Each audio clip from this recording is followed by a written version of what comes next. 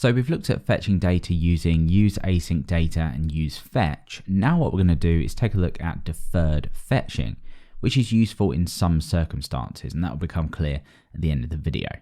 So at the moment, let's just switch this back to use async data.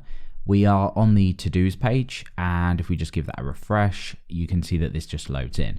Now this is a really quick request because we're not really loading in that much data, and the endpoint that we're loading from is very quick.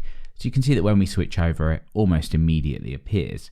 Let's just slow this down a little bit and just see what happens. So I'm going to come over to the network tab, and I'm going to turn on throttling here to fast 3G, so a slightly slower internet connection. I'm going to give this a refresh just to load this in. It's going to take a little while. And once that's loaded, now when we click on to-dos, see what happens. You can see that the loading of the entire route was blocked until this data was loaded in. So just take a look at that again. So if we hit to-dos, you can see that this page does not load at all, or the route does not come in at all until that data is registered.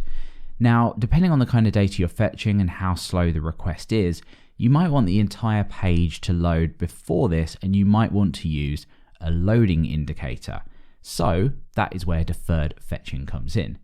Let's go ahead and pass in a third option to use async data or use fetch, and let's go ahead and say defer true. By default, this is set to false, so you'll just get a standard request and this won't defer it. So let's head back over to the browser and hit to-dos and see the difference now. So when I click on this, you can see that the route has already loaded. There was a slight delay because we're throttling, but the route loaded, we didn't see the data, and then the data loaded in. And that gives us the opportunity, like I just mentioned, to add in a loading indicator here. So imagine that you had a dashboard, for example, with 5 or 6 sections which all loaded data in. You wouldn't want to make lots of undeferred requests because that would slow the entire loading of your dashboard down. If you had multiple of these requests, you would want to defer each one and then add a loading indicator for each part of that example dashboard. So let's go ahead and add a loading indicator in here, and then we can pretty much wrap it up. So we can do this in whichever way we want. I'm going to go ahead and wrap the entire for loop here in a template so we don't render any additional markup. And I'm just going to add a really simple if statement to this and just say if to-dos. So if this data is available, then we are going to go ahead and show this. And that gives us the opportunity to go ahead and either render some markup or another template and just put a else here. And then we can say something like loading.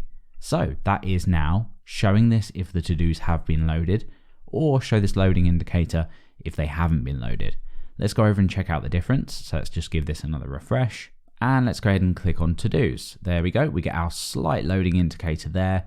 We're still throttling this. You could slow that down if you want to, but that's pretty much it. Now let's just again prove this by switching defer back to false.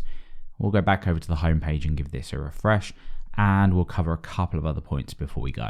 Okay, so let's click on to-dos, and you can see we get the standard behavior that we saw before. The route loading is blocked until that data is available. So we're going to go ahead and switch defer back to true.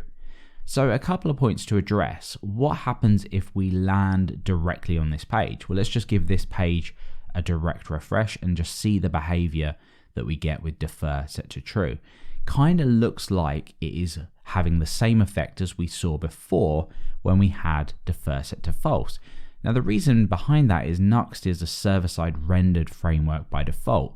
So if we view the page source of this, we know that we have the markup actually here available. So I'm viewing the source of this now.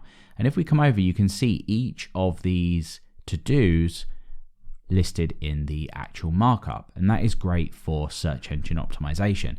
So when we land on this page directly, what it's not going to do is make like an AJAX request. It's actually going to grab this data. That means that when a search engine is indexing this data, it will always pick up the markup. If we were loading this in via an AJAX request, search engines or whatever is crawling your site probably wouldn't pick this up.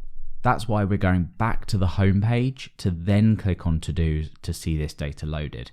And you can see that that was already available because we've already made a request. But if we refresh the entire site again, wait for that to finish, and then we hit to-dos, you can see that we'll get that loading indicator in there. We didn't that time, but it just depends on where this data has been loaded. So that is pretty much deferred loading. Really, really useful for things that you want to show loading indicators for, like I gave the example of the dashboard, and you just want to pass a third option just here and set defer to true instead of the default of false.